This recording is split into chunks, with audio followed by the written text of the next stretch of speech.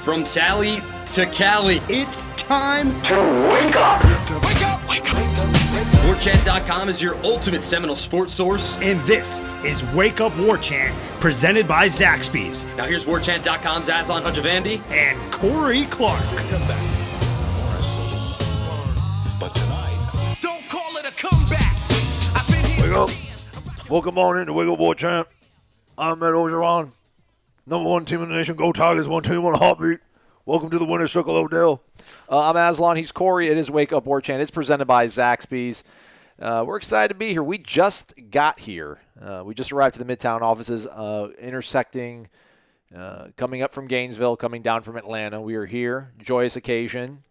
It'd be more joyous if we had some Zaxbys here in front of us right now. Again, I know my friend told me I can't keep talking about that same sandwich, but I did see it when I was coming down Capitol Circle Southwest. The location there is part of the family. They have it on the marquee. Smokehouse, cheddar, filet sandwich, barbecue. Good, buddy. Good. And hey, if you feel like going to another chicken spot that just came through with its own sandwich again, and the lines are out the door for some reason, still hadn't had one of those, just go on by and go to Zaxby's. Zaxby's has been doing this Zaxby's has been the top of the game for a lot longer than that establishment. And be careful. At that establishment, I saw their establishment here in town was like on TMZ because there was a fight. Sweet. Probably be on Live PD soon, too. So I think Live PD was actually in Birmingham this past weekend, so that must have been fun. Yeah, that Saturday night after all the Gumps. Yeah. Sorry about that. How's it feel to suck, Alabama? How'd that loss taste? Losers. Man, yeah, how'd that loss? That's your second time in, 11 months you've had to lose a game. Jeez. All right, well, let's talk about the good stuff. Florida State winning on the field, off And the on the field, court. and on the On the court court, as well. I'm just killing it. So we'll talk about basketball later on the show, although it's the most recent thing. It's fresh in both of our minds, but can't discount what happened on Saturday afternoon up in Chestnut Hill, Massachusetts. Florida State takes down Boston College. What was the final score on that one? 38-31, Corey? There you go, buddy. All there right, you go. Fantastic. Nice little backdoor cover for your boy on the over. Shout nice. out. Thanks, Harlan. I see you. Not playing defense I mean, that last again, possession. I'm not going to rip Florida State as their best win of the year, but what are they doing in that prevent? It was just like – What was LSU doing on that prevent? That wasn't even prevent, right? That was just a great throw and the kid fell down, right? Like that makes more sense than Florida State just backing up and say, we'll give you 30-yard chunks, even if it's in the end zone. But anyway, it didn't matter. I will say this. Jimbo would have screamed at Jordan Travis for running into the end zone. Game's over. Game's over if you go down at the 3.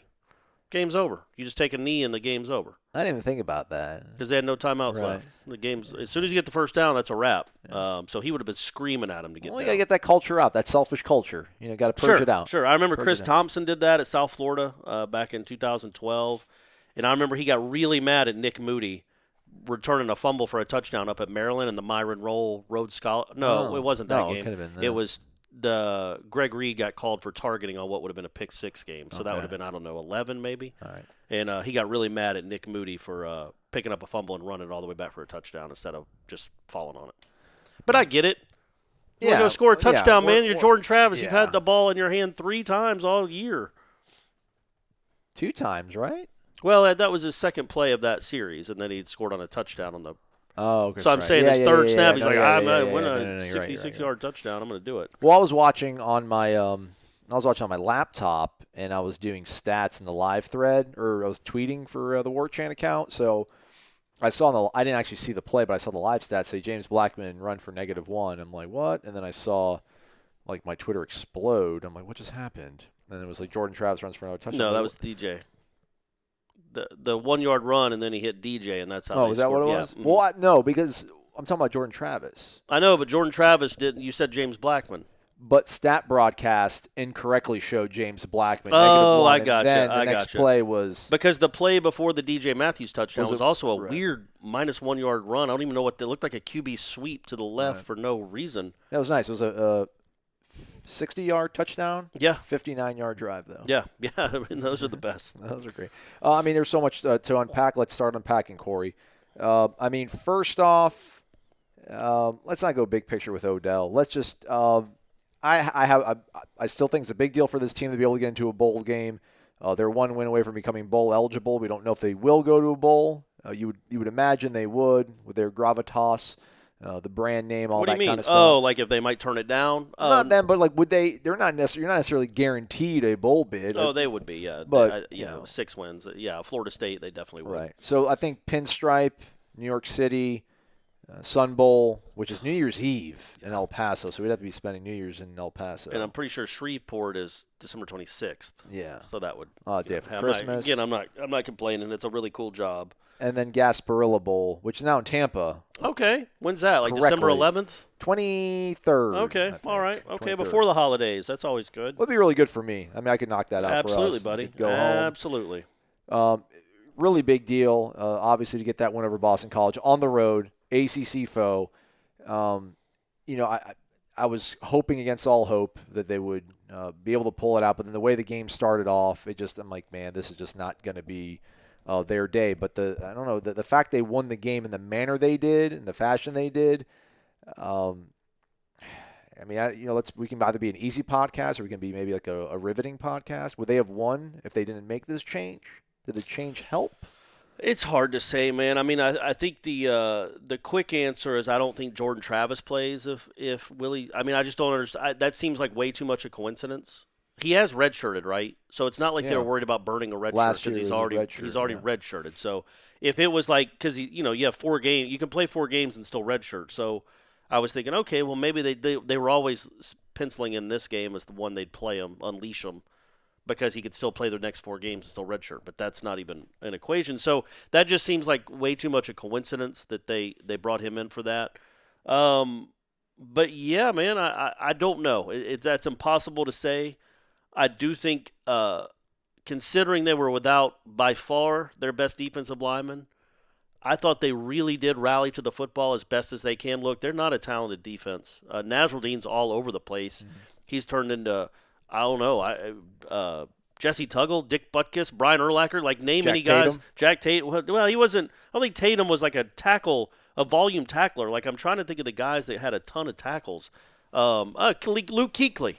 He's Okay, like Luke Kuechly all of a sudden. Exactly. 22 tackles is nuts. But Stanford Samuels, there was one play where Dylan ran over a linebacker because that's what he does, but the linebacker held on, another guy held on, and then number 8 comes out of nowhere and slams him down. Like, look, he had help. Mm-hmm. He's not going to win that battle one-on-one, but it's like, man, Stanford. Like, even – and I don't mean that this is going to sound disparaging. Even Stanford Samuels was in there banging with A.J. Dillon. Like, to me, does that happen if Taggart's still the coach? And again, I don't know if that's more like they didn't like playing for Willie. They just like playing for Odell. Yeah. Something like that, or themselves, whatever it was. It was just a shock to the system, I think. I don't think that this is not a shot at Willie at all. I just think when something like that happens, like everybody, when the boss gets fired, everybody kind of takes a look in the mirror and then there's a renewed sense of urgency, and it's not a knock on that person. Just everybody kind of gets a little. Kind of brings out the best in some people to a weird degree. But I thought Asante was good. Stanford Samuels was good. Nasruddin was everywhere. But they're just not talented up front. They're not talented in that front 7. They're not real talented. Depth. They don't have enough depth. But they were still trying really hard. And I know this is college football, but they were on the field forever. I think BC ran close to 90 plays. I think they had 60 rushes. Those 2 kids are monsters, and they actually. 93 plays. How many rushes? 64. I mean, that's a lot. Those 2 dudes combined for what? 55 carries? Dylan 52. I mean, that's not. Those are huge dudes you're having to try to deal with. And I thought they got better as the game went on. I thought they rallied up to the ball more, rushing defense, and that was another positive thing to see. It was just a positive thing to see. I thought they would wilt in the third quarter, middle of the second to the end of the game. I thought they would wilt in the first quarter when they. First on the offense when they didn't get a touchdown, right? And then BC comes right back and scores another touchdown. You're like, man, it's just not going to be their day. And here's where they quit. And their DNA kind of really comes to the forefront. And they had a good excuse. I mean, Kando's out, Woodby's out. Your best player isn't playing against that team. It's a good excuse to be like, well, we're running True Thompson and Cedric Wood. Durden's not healthy. Janaris isn't healthy. And they still played hard, man. It was good to see. I know you said afterwards it's the best you felt about a Florida State win in a lot. Well, what'd you say, since 2017? Like the most excited I've been for a win. Which now again there's not a lot not a lot of great options to not. choose from the last 2 years. But yeah, man, I just they kind of just bowed up and fought and showed some spirit that they hadn't really shown much, in my opinion, the last 2 years. I thought that was. I mean, they're not good. They Boston College ran for a ton of yards, but they at least played hard, rallied to the football, tackled together as a team. They have like 100-something tackles. Just a real positive, I thought, on that side of the ball. Because 110 tackles. I mean, that's crazy. That's 110 combined tackles is insanity. So good for them, man. Now, the fourth quarter was a bit of a train wreck defensively, but also there was a hold that wasn't called that should have resulted in a punt on a swing pass. There was something else I think I remember happening that was kind of just a bad break. Oh, they fumbled. The quarterback ran for a first down, got stripped, and the ball just landed right back at him again. But otherwise, man, I thought the defense isn't very good, but it played, I don't know. It played hard. Right? Got some stops. And good for Blackman, too, man. Absolutely. Good for Blackman to win a game like that, to come back. He's been maligned with good reason for a good portion of this year, but I thought he was really good in that game, especially using his legs, made some really good plays with his legs. And yeah, that was just overall a really nice win for that team. For that team, we get what it means for Odell. That's great, but for those kids on that team, I think that's a big deal. It just, to me, it's incredible that they won that game with everything surrounding it in that fashion. Again, the first drive of the game offensively, you get a nice drive. Tamorrion Terry's open on a post or like a deep square in, and James throws it low. Yeah. And then on third down, James scrambles, tries to make something happen. He's got Gabe Neighbors wide open. All you got to do is it's like you're at the fair. And you just got to throw the ball into the little cup. And he misses him, and you're like, good grief. And then they kick a field goal. Boston College comes down, scores another touchdown. I think really just the most sort of the craziest sequence in that entire game, which sums everything up. And it's before DJ's crazy catch and run, coming off a flu, suck it, Michael Jordan, you've been replaced. Right. Was similar stakes, too, right. As far. It was a big game. Was a touchdown that Cam scored running in the third quarter, I think, because you scored a touchdown with Tamorrion Terry on a great throw and catch. But, great play. One of the best plays of Blackman's season. And then you get an illegal no, I'm not talking about not the first one, not that beautiful one. I'm talking about they scored a touchdown, but it came back on illegal procedure, the illegal formation. DJ wasn't on the line of scrimmage. Wasn't that the Terry one? Yes. But he scrambled, right? Wasn't he getting tackled? Yeah. Oh, I thought you were talking about the beautiful first touchdown. Oh, no. I was talking about that second one. Yeah. The rainbow. Yeah. The rainbow is gorgeous. Okay, so that's a touchdown. It gets called back because of illegal procedure on one of those damn procedural penalties that you keep getting yourself stuck into. And then the next play, or I don't know, one or two plays later, Cam's wide open, dead to rights. James throws it right to him. He drops it. Yeah. And you're like, good grief. They just pissed away 2 touchdowns. Yeah. Well, then the very next play, what does Cam do? Bam, runs it in for a touchdown. Yeah. So just really their only good run up the middle all day. Just that crazy sequence right there of it's like a microcosm of their season, but when they had the opportunity to go and make a play, they do.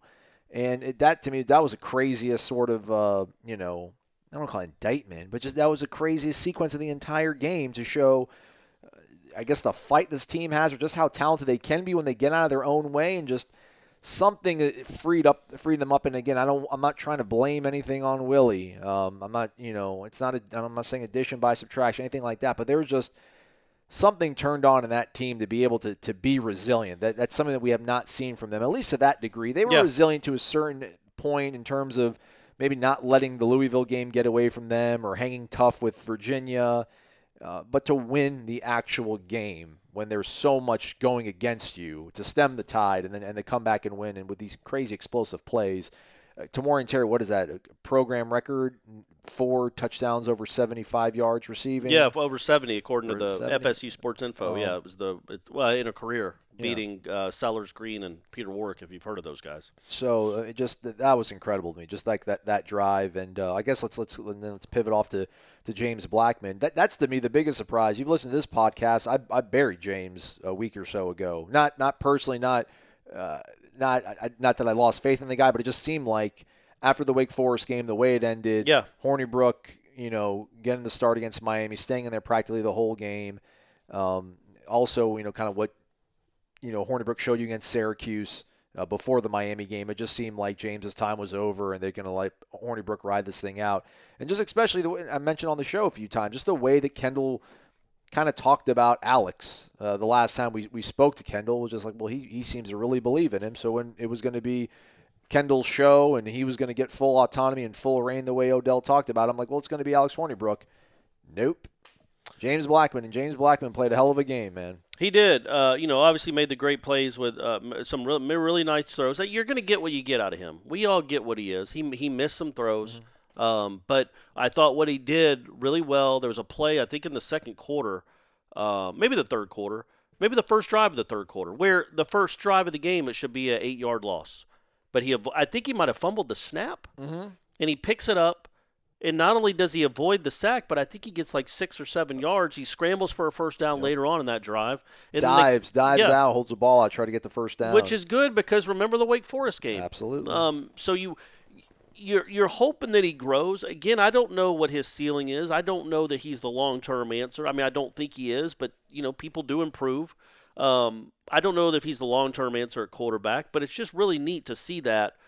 And when the game got tight, now I know it was 54 yards was DJ, but he made the right read and hit the kid. He didn't throw it behind him, didn't throw it too high, hit him right where it needed to be for him to get going downhill. And also DJ, like DJ's been, we've been critical of DJ at times for a few reasons, and he missed a game this year for violation of team rules.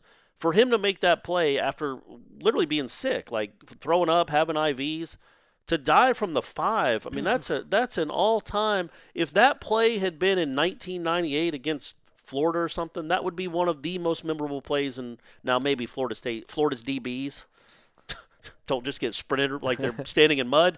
But, I mean, it was just an all-time great hustle play, effort play by a kid who at times we haven't been sure if it's all there. But he made that play, and he made that incredible catch against Louisville when you're down by 3 to start that drive with Hornibrook at quarterback. He's made some really big plays this season. Go catch a punt. That's allowed. But other than that, that was good to see too. Terry's coming up after was it a couple weeks ago? He dropped a few passes. He's been much better lately. Great throw by Blackman to him, by the way. But I mean, also the kid's just a freak. He's just a freak. It's what he is. Which one? Terry. Which throw? The 74-yarder. I mean, my gosh. As he's getting hit. Career high 7 catches. We're in game what of his career? Took this long to get 12, him 7 22. 22, yeah. Career high 7 catches. Yeah, you'd think he'd get 11 or 12. I mean, there's not many to throw to now. There's barely any receivers left. And I don't know that Gavin came back in and played much after that. After that, head shaking drop. Although it was more of a head nodding, right? Like yep, what's that? It's not a surprise. Harrison dropping 2 was not great, but even then, so Blackman, Blackman had, I don't know what his final numbers were. 18 of 26 for 346 yards, 2 touchdowns, no turnovers. Yeah, it could have been 22 or 26. He had 4 bad drops. And by the way, it was the absolute first play of the second half. The scramble. Yeah. Yeah, so imagine that. You're already down 14-10. You're Florida State. You don't win on the road ever. 6-yard loss because of he's in the shotgun. So it's 2nd and 16 or 2nd and 18. Ends up gaining 14 yards. Yeah, so it's like, okay, that again, he's not the most mobile kid in the world, but he made a play with his legs.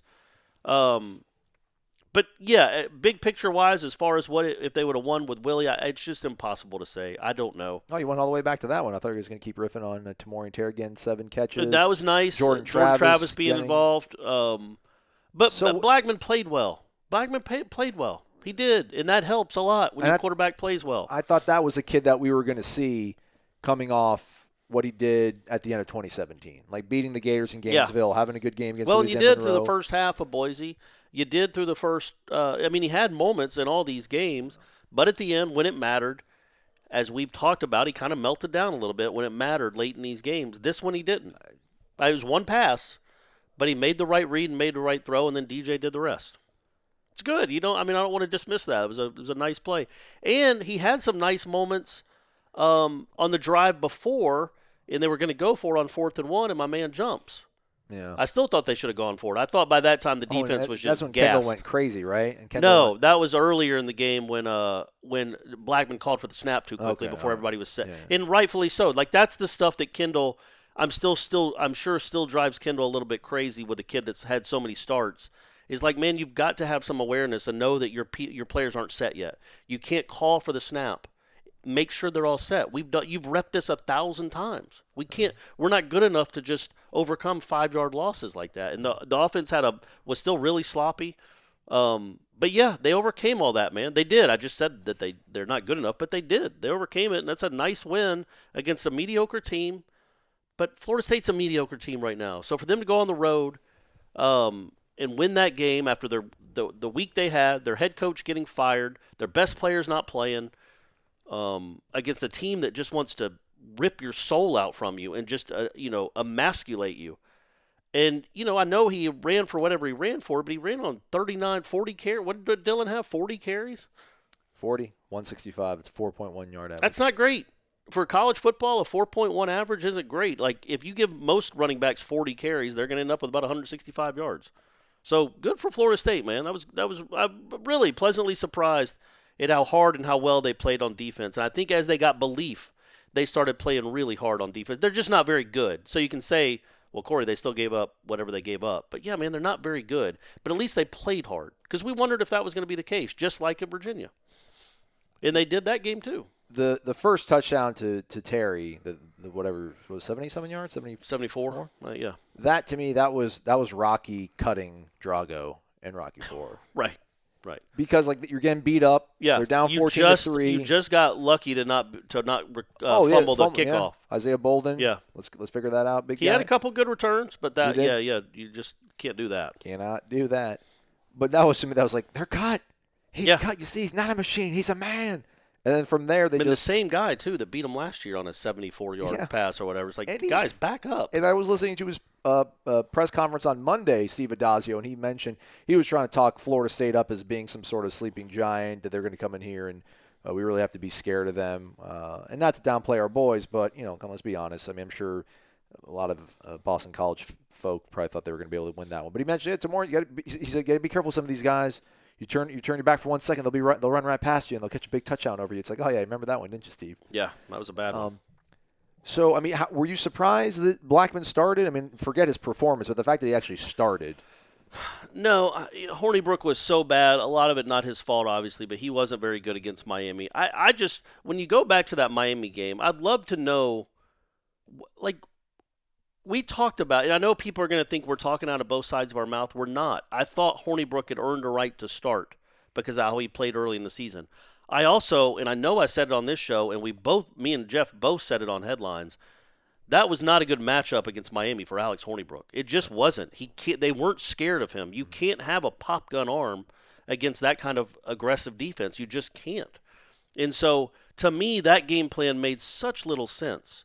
To just put your even Diaz called him a statue after the game. Like, it's all we do is face. I think that was his exact words. Serious? Oh yeah, he's he goes. I think every offense we played this year has had a mobile quarterback.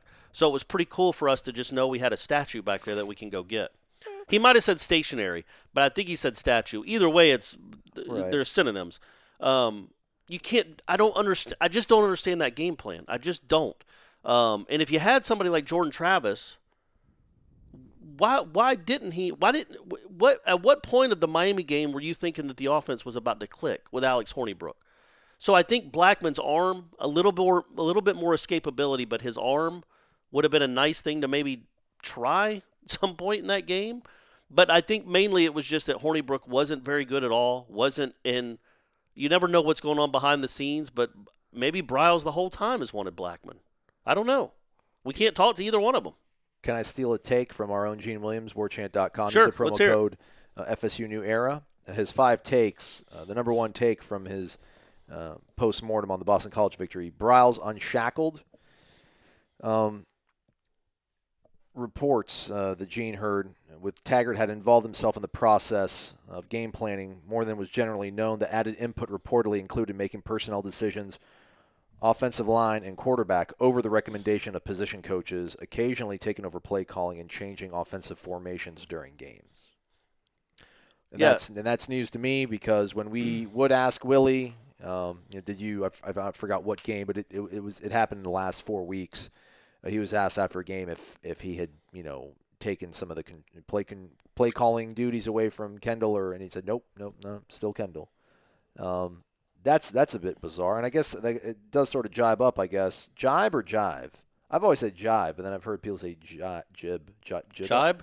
Not jib. It's not jib. Not jib. Jib's a jib shot. Jib. I think camera. jive is what you'd say. It doesn't really jive with what we've seen. I thought because you heard him talk about Andrew Baselli going into the Miami game. Yeah. Kendall Briles, that is. We need, in the Syracuse game, they started Baselli. Why'd you go to Baselli? We need somebody to go out there and fight for us. And then Miami game, he doesn't start. And then Boston maybe College, Willie's thinking, look, he's just not physically strong enough to deal with what they have in the middle of their defensive line. Yeah. Again, that's Willie Taggart's, priority. That's he can do that. It's his prerogative. Yeah. I mean, you know what I mean? It's his prerogative. It's his program. He's coaching for his job. But yeah, you would just want your head coach if you're going to hire $1 million coordinator, and I think you have to be egoless enough to say this guy knows better and Randy Clements knows better than I do. They just do, and just roll with that. You can question it, but at the end of the day, it's your program, so you make the decisions and you have to live with them. But I just would think that that you would want to. Why did you bring them here if you're not going to fully entrust them? That said, I'm sure there's some things that happened in this game that was all this season that was all Briles that Willie wished had, we can't milk a little more clock when we got a big lead against Boise. That Boise game shook everybody. Yeah, I watched it the other night. I watched a condensed replay, and just to see the way to be up 31-13 in the second half, because they were up 31-13. To be up that way, it's like, man, how did they lose this game? And I think losing it the way they did, kind of death by 1,000 cuts, not being able to move the ball, the defense kind of wilts ultimately, and obviously how important that game was. And if you listen to if you go back, you're the Coracle for a reason. It's crazy to listen to the wrap-up that you and Ira had. Just the sort of the fair criticisms you lobbed after that game rang true the entire remainder of Taggart's sort of reign here at Florida State. Remind me. I say so many. At what point, what lead is safe for this team? Right. What is missing that they cannot put these games away? How can you bounce back from this when this was such an important game? You have to get belief starting to build around this program. What are you selling? All the things that went into the decision that ultimately led to his termination, you were kind of pointing out in the aftermath of that game. So, I'm sure – and listen, we've had the question about if Hornibrook started the season and he was 7-1 or 7-2, is Taggart fired? And I floated it out there just about, Taggart is a quarterback away from being 7-1, 6-1, so I put it out there as well.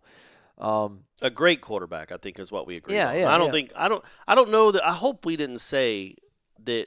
I hope we didn't say, this show didn't say that if Hornibrook had been the starter all year, they'd have a different record or they'd be 7-2.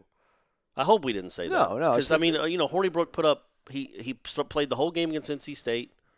He put up 31 points. Yeah, wasn't like he shook the world. And that team is trash. And he got sacked 8 times. And then, he played he did well against Louisville. Maybe they don't win the Louisville game. Or maybe if Hornibrook starts, they don't get up 21-0. You just don't know. These guys, they didn't have a lot of great options. But you can also still mismanage a position even if none of the options are great. And I do like that Odell, because of course Odell would do this. He's like, man, no, Kendall, do whatever you want. You can. I think he said he ran it by him earlier in the week about Jordan Travis getting some playing time, and Odell was just like, yeah, man, it's your offense. Do whatever you want. Yeah. That's the right attitude to have. Yeah, run your offense. And because Kendall knows what he's doing, and it does help to have a running threat. It's weird that it took so long to get the wild cam. Now they need to go back to the wild cam in the sense that don't just put him in the shotgun and snap it to him and have him run. Yeah. Why don't I know Laburn wasn't even, I guess, available or dressed out, so maybe that's why they didn't do that. We whiffed on the overrun on that one. Holy moly. But put Trayshawn Harrison back there or something and give him a real threat to hand the ball off to. I think that would help, even if I assume he's playing against Florida. But maybe that can help you against Florida. I think Jordan Travis is going to play against Florida. It's just good to have a running threat back there. But that said, I think Hornibrook and Blackman are similarly talented, similar levels of talent. I think Blackman's probably a little more, obviously not a little more, a lot more physically talented.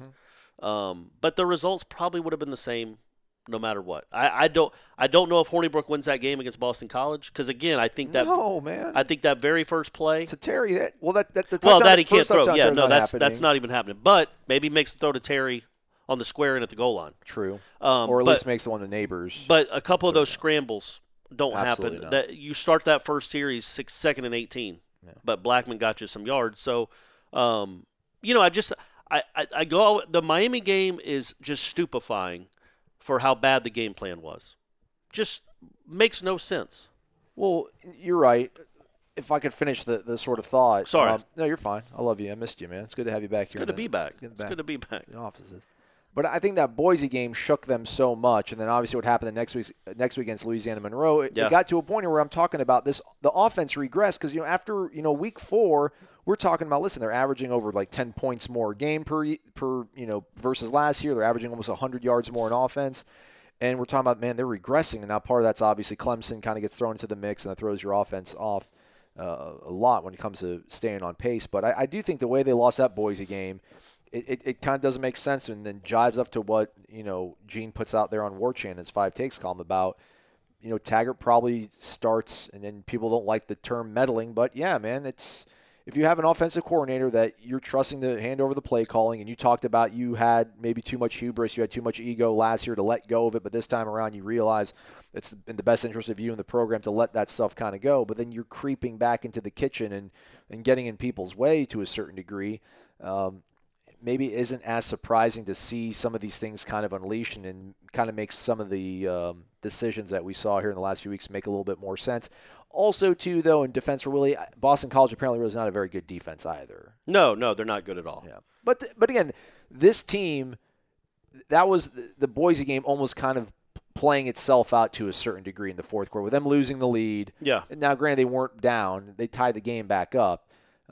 But to respond, man, is just it was incredible, man, and it says a lot about, I guess, Odell. And maybe we need to start talking about Odell in a more serious fashion when it comes to being the head coach. Let's talk about that. Let's take a break. We'll be right back. It's Wake Up Warchant presented by zaxbys. At Birch Orthodontics, they know what a difference a beautiful and healthy smile can make in your life. They take the time to get to know you and perform a thorough exam so that they can make an individualized treatment plan just for you or your child. They use the latest technology in a warm and comfortable environment. So whether you are interested in traditional metal or clear braces or clear aligners, they can give you the smile you deserve. They know investing in your smile means investing in your future. And at Birch Orthodontics, they are honored to be a part of your smile journey. Serving Tallahassee for 16 years and supporting the Noles since forever. Check them out at birchorthodontics.com. BURCH orthodontics.com. Welcome back to Wake Up Warchant presented by zaxbys. I'm Aslan. He is Corey. Use the promo code FSU New Era.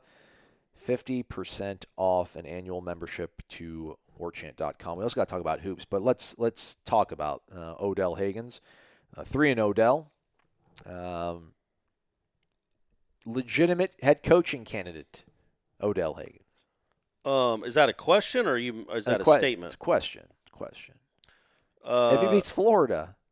If he beats Florida, but that's like saying if I grow a horn out of my head, right, I can be a unicorn in the circus. Right. Kids, I believe in you. Go out there and get it done. Go shock the world. Please. Without Marvin Wilson, without Corey Durden. I mean, Corey Durden's not healthy. You have 4 good defensive linemen. One's out completely, and 2 others are banged up. Your linebackers aren't very good. Your offensive line is still your offensive line. I don't see a path. I don't see a path. Yeah. So I didn't mean to be so flippant about their chances, but it's going to be tough. If he beats Florida, absolutely. I hate to put that prospect on. Hey, Odell, the job's yours if you go win in the Gainesville. But no, I would say he might get a little more traction, or he would get a lot more traction. How could you not? If he finished 5-0 over 2 seasons with 2 bad teams that all of a sudden played better than they had in 3 years with him at the helm, you could say it's a coincidence or it's different circumstances, or you got to know the context and all that. But, man, at the end of the day, you keep winning games. You don't give them a choice. But they're not going to beat Florida. And I don't think he's a legitimate candidate for the head coach going 2-1. And I don't think he should be. Number one, we don't know that he really wants the job. And And a lot of the success is, you talk about the context of it, he's like a fixer. Like, I don't know if could he be the head coach for 14 weeks and generate like that same great enthusiasm and carry it on. But he's like adrenaline. Florida State runs on adrenaline with Odell Hagens as the head coach. I mean, right? But you can't live off adrenaline. I mean, LSU is right now with that guy. Orgeron's been in a interim. USC should have kept him. He was interim there after Clay Hilton. Yeah, but they didn't. So there have been times where this has worked out. I wouldn't go that route. I would see what else is out there, what other nibbles you get, and whoever bites on the hook, and just know that Odell's going to be part of the staff. But I don't know if you're looking to how should I say this? If you're trying to build this program back up quickly, and make a splash on the national level, recruiting in the state, especially make a splash recruiting in the state, I don't know that Odell is the guy you'd go after. But heck, right now my man's 3-0. He doesn't lose. Yeah, listen, I agree with what you're saying. This is a lot of it's devil's advocate, and it's a lot of fans that are tweeting at us and saying why not, and you talk about like a splash, and I think like what you would lose in a splash. I mean, it sounds really hokey, but part of me I had so much fun watching that game Saturday. I felt like a fan again. It was pretty cool. I haven't felt that way in a long time. Like his ability to recruit, or he's not a sexy name. He's not Bob Stoops. He doesn't have rings. But man, like the whole Taggart effect, like people thought that Taggart's charisma goes into into the household of the top athletes in the state of Florida is going to be able to wow the parents and impress the kids. That didn't quite like Odell is the real authentic sort of article of just, hey man, listen, I love this school. Like come play for me. I'm gonna I'm gonna take care of you. Well, and his former players love him. Yeah. They say nothing but good things about him. But again, he's only coached a certain type of player for 25 years. Right. And it's 300-pound, nose-to-the-ground defensive lineman. Right. That's a whole different ballgame than coaching an entire team. But doesn't he give you that sort of Absolutely. aesthetic? And then if you have great coordinators that you can trust, you have the that's hard nose. That's a big thing. But, yeah, if you can go get great coordinators, then sure. Again, I don't know. I mean, I don't know what they would do if he beat Florida. I mean, I don't know. Yeah. I mean, that would be it's so hard to comprehend that. But if it did happen and my man's 5-0, because that would be the only good team he beat. I mean, and that's the thing we got to remember this with the Odell thing is, he beat Louisiana Monroe and he beat Southern Miss. Mm-hmm. Jimbo probably wins both of those games too. Yes. Let's be honest. Yeah. They looked better under Odell than they had all season with Jimbo. Mm-hmm. And we don't know if Willie wins this game, but they beat a 5-5 Boston College team. So he hasn't really proved that he can beat good teams yet. Right. Which, isn't really fair because he didn't put this roster together necessarily. But I don't know that if he beats Florida, then he's beat the teams they put in front of him. Absolutely. But I don't know. Context matters. Right. And when you're making decisions like this is you can't afford another mistake. You have to get as close, like we've talked about, you've got to get as close to a sure thing as possible.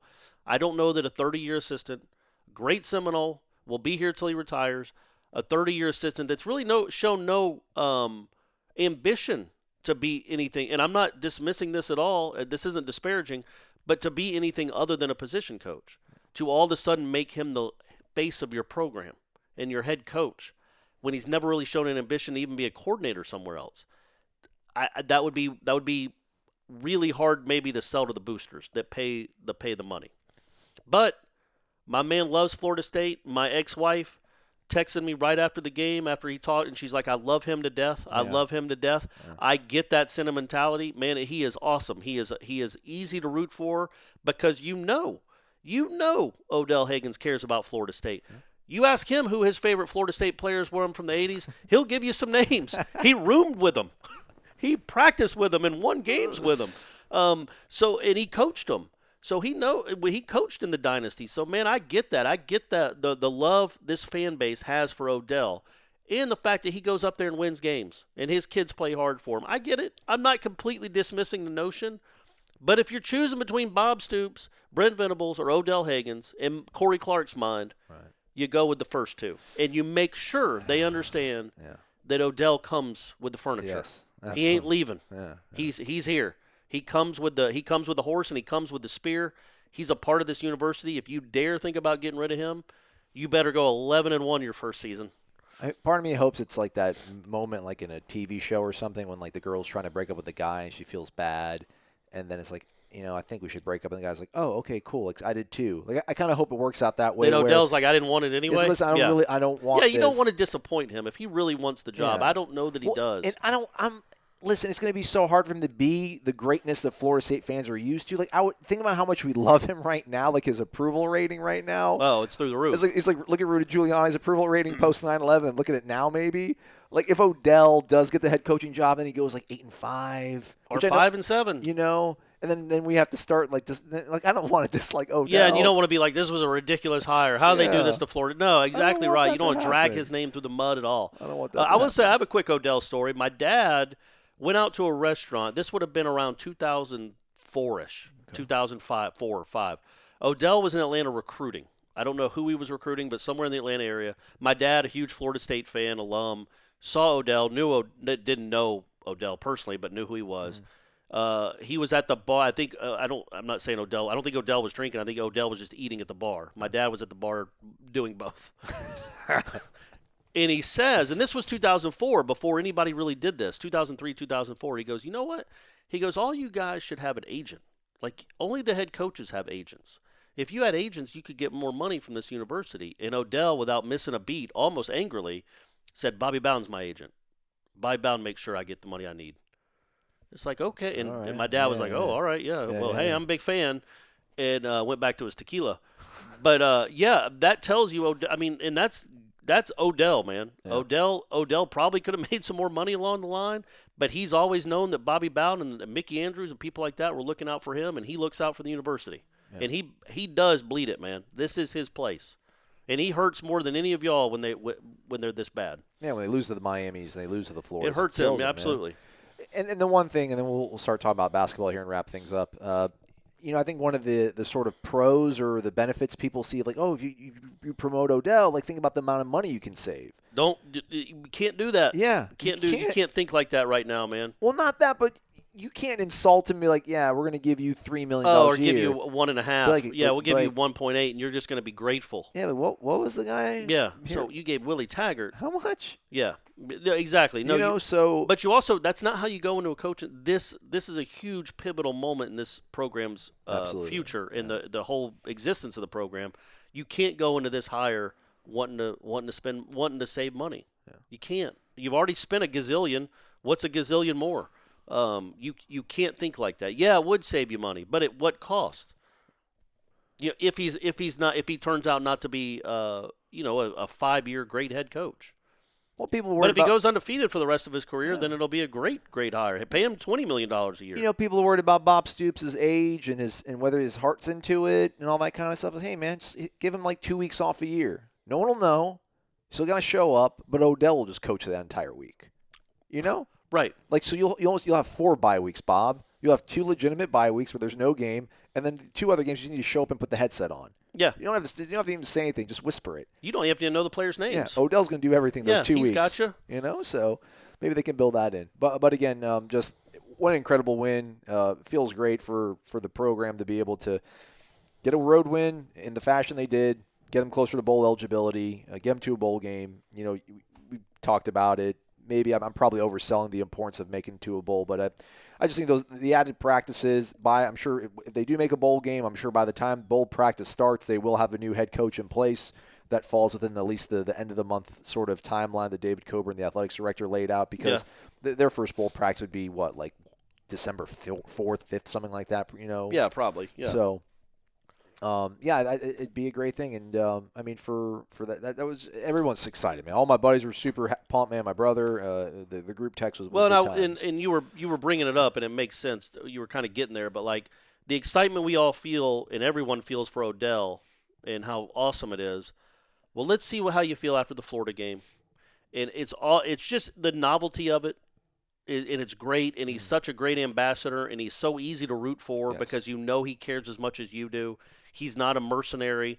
I'm not calling Willie Taggart or even Jimbo Fisher, that matter, a mercenary, like I'm just here to make money. Right. But it's not in them.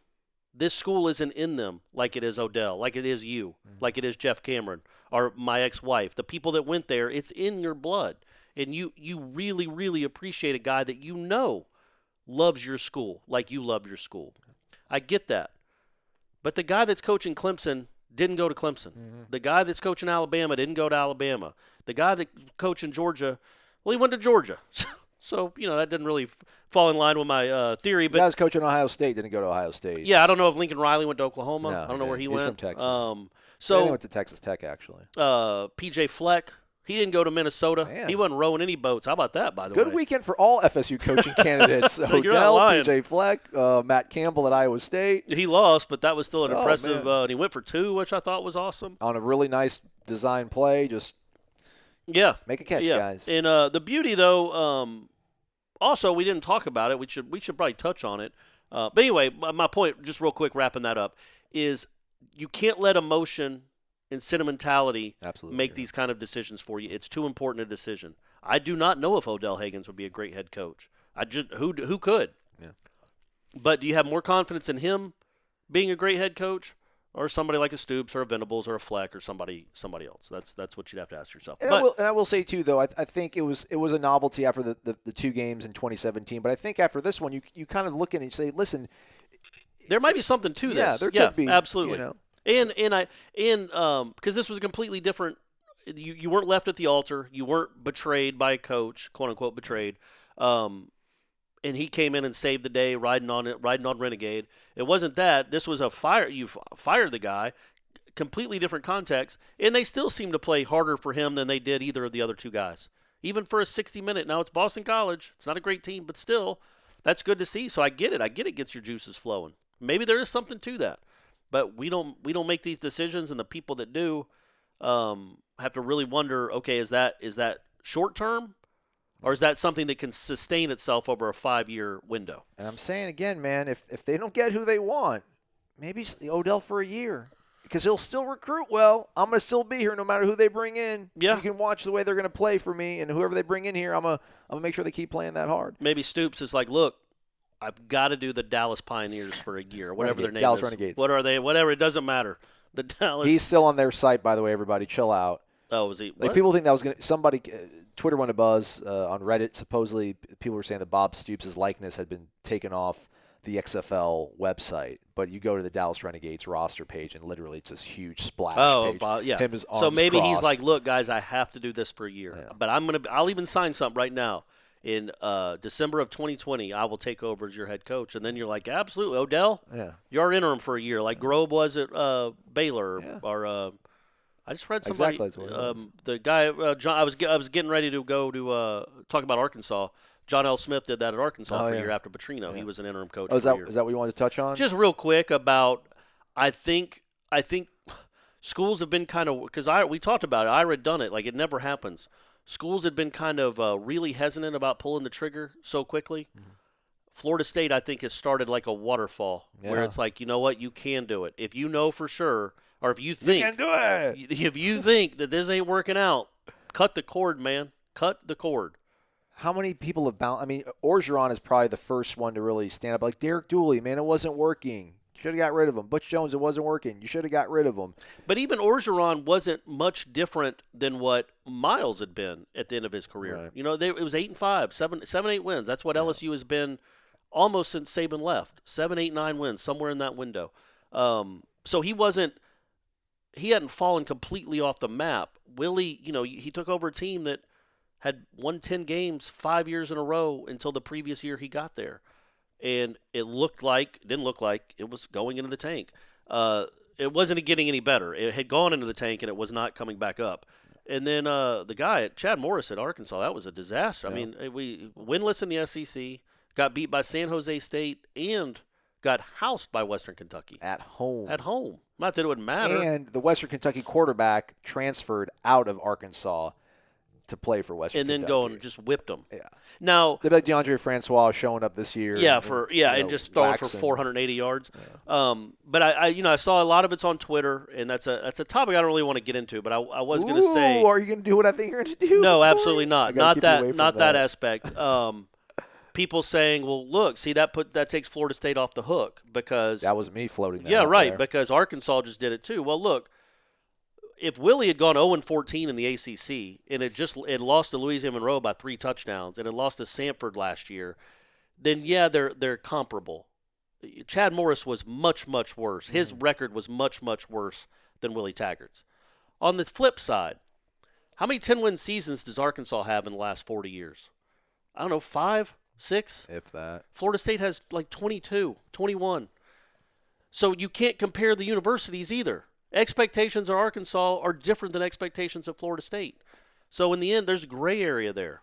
So the jobs aren't comparable.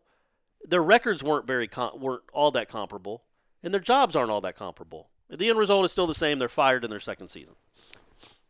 How many years did you want to go back? Let's see here. 88, they had 88, 89, 2006, 2010, 2011. They've had 5 double-digit wins. Yeah, Florida State's had 21 in that span. So miss me with the whole they're not close. Expectations at Arkansas aren't close to the expectations of Florida State. Well, no, the interesting thing that I saw in that theory out there is that maybe Taggart, 19. I don't know if it's 20. I feel like it's Bowden had 14 in a row. Yeah. And then he had 2003. That's 15. And then Jimbo had 5, right? Yeah. 20 and 80. Yeah, and 80 was 21. Okay, go ahead. Is that Jimbo or Willie didn't get sort of benefit of the doubt. Well, that's the thing. Well, Chad Morris didn't get benefit of the doubt either. Right. There wasn't any, well, hey, listen, he took over a bad situation. Now, bad his program personnel. was performing even worse than Willie's, though, Yes. like substantially worse. Yeah. It's hard when you lose. It's not just you lose to Western Kentucky. You get blown the F out at home by Western Kentucky, man. That's again, there are extenuating circumstances. You could fire somebody after a year like they did at Southern Miss. It happens if it's bad enough. Yeah. And Florida State power brokers thought it was bad enough. All right, basketball, not to short sell the boys, 6 win over Florida.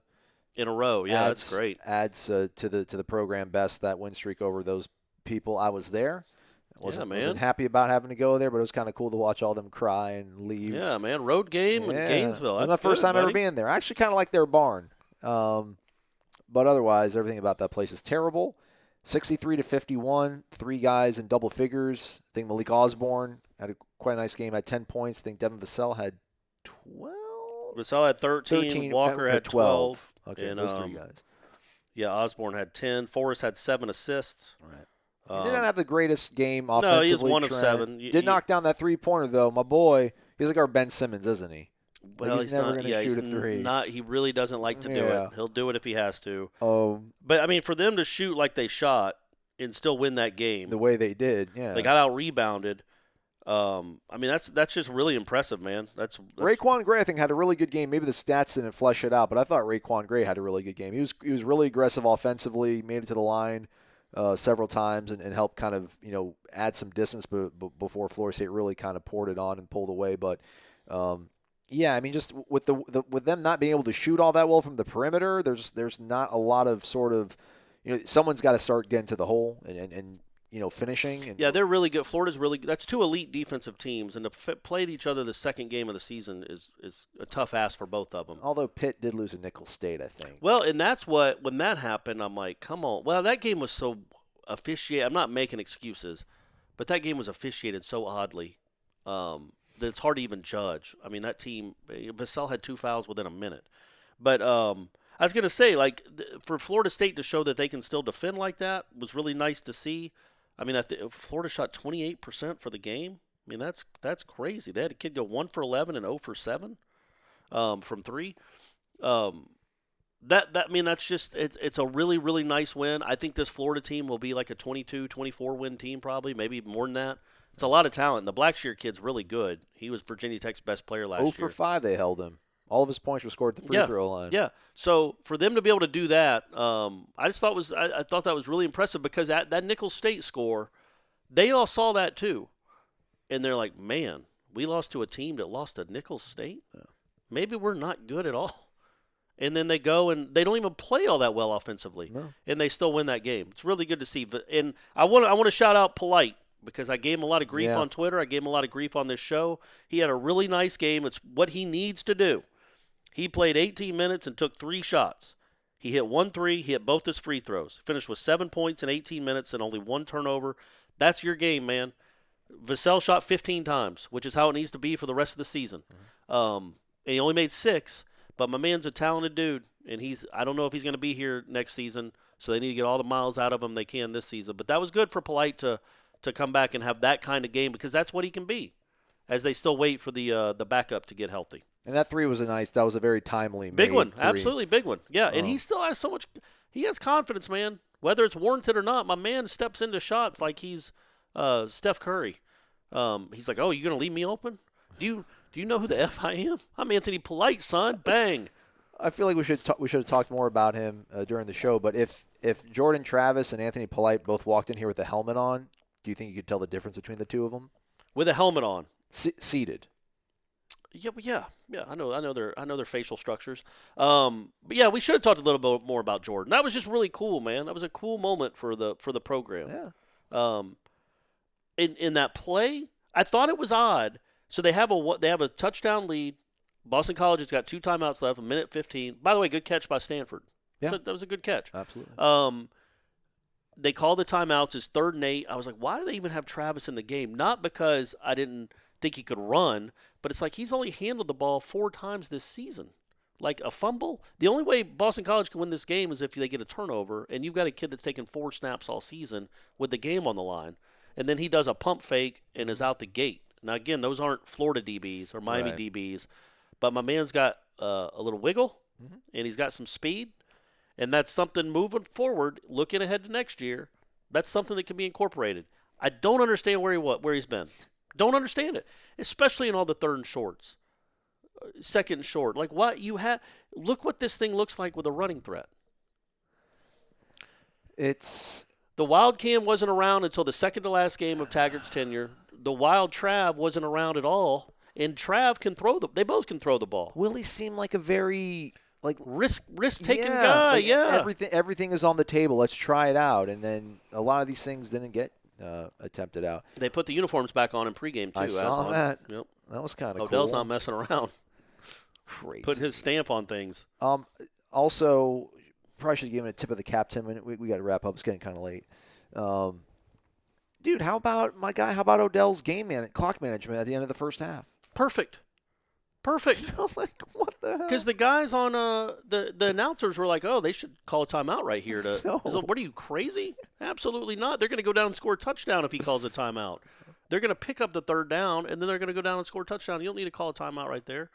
Plus, they had the ball at midfield, so they'd be punting to you the ball if Matthews catches it at the 8-yard line. You're not going to do anything from the 8. So, yeah, man, I thought everything he did was good. He did a good job. They played hard for him. I don't think Florida State fans have smiled more in the last 3 years than the times Odell Hagens is interviewed after a win. Right. I just think that makes the whole fan base. It's one big smile and one big hug for a program that desperately needs it right now. So cool, man. Now don't go blow it against Alabama State, Odell, or you're on the chopping block. That's how we don't play that. You're not going to keep you. You don't want to be. You're not going to be a position coach. Beat it. In case you folks were wondering, SWAC program, Southwestern Athletic Conference. It's not. Are they good? They have no team from the entire conference of the SWAC has not defeated an FBS team since 1985. But what's Alabama State doing this year? Let's give them at least a little info on the. Are they the Hornets? They are the Hornets. They're Booyah. They're in Montgomery, I think, or maybe Huntsville. So they are in Alabama. They are in Alabama. I can't confirm that. All right, good. Their record has not been updated on Wikipedia. Whoever's on there, get on it. I'm pulling it up right now. They are 5-4 overall. They're on a 2-game win streak. Okay. They're 3-1 from the friendly confines of Montgomery. They are based in Montgomery. I was right. Trust your first instincts always, guys. But they did beat Mississippi Valley State. Is part of one of their last 2 wins. Mississippi Valley State is Syracuse times 10 in terms of terribleness. Right. Texas Southern, which I think actually Texas Southern. The great Southern, Jerry Rice is from Mississippi Valley State. Right. Willie Totten as well. Yeah. You know that. Texas Southern, let me pull up the box score real quick. I know we got to go, but I'm pretty sure DeAndre Johnson is a quarterback there. He is. DeAndre Johnson, Mr. Florida quarterback who, I remember the whole ordeal. 16 of 26 for 160 and a touchdown. Ew. Who, DeAndre Johnson? Yeah. Against Alabama State? Yeah. So who won? Alabama State won. Was this their last game? Yes. What was the score? 27-21. Okay. All right. Okay. So not a great offense. You hope they don't score 27. They lost. They lost to a friend of the program. A program of the friend. They're a program. I want to say something funny about friend of the program, but they're an actual program. Kennesaw State. They're an endearing program for us, right? Why? Actually, no. You went to Georgia Southern for. What's the matter with you? Sorry, why I say Kennesaw? Can we edit this out? What is the matter with you? I ain't They going to lost- Kennesaw. I'm not they- an owl. They lost to Kennesaw State 42-7. Oh, boy. All right. Well, it might not be a great game on Saturday, but, folks, get there and show your support for that head coach. Senior day. Well, in senior day, I don't – who are the Who are you seniors? going to do senior story on, Corey? I mean, I don't know. Gavin, I guess. Game neighbors. I don't know. Hey, good for Neighbors, man. He's had a he's had a nice season. But yeah, get out there. Shanna's coming down with Brady. All right. She said if they won on Saturday that she was going to bring Brady down for them to clinch a bowl game. Heck yeah. I'm like, why don't they win for you to do it? It's like, well, I'm not going to.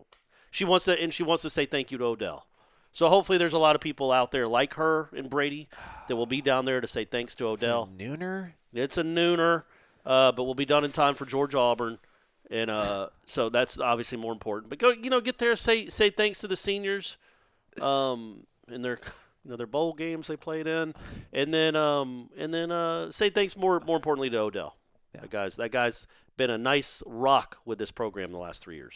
We're going to go talk to Odell, and it's going to be our only media opportunity for the week, which is kind of a bummer. But we'll figure out a way to stretch it out. I told you we might not talk to Briles or Barnett ever again.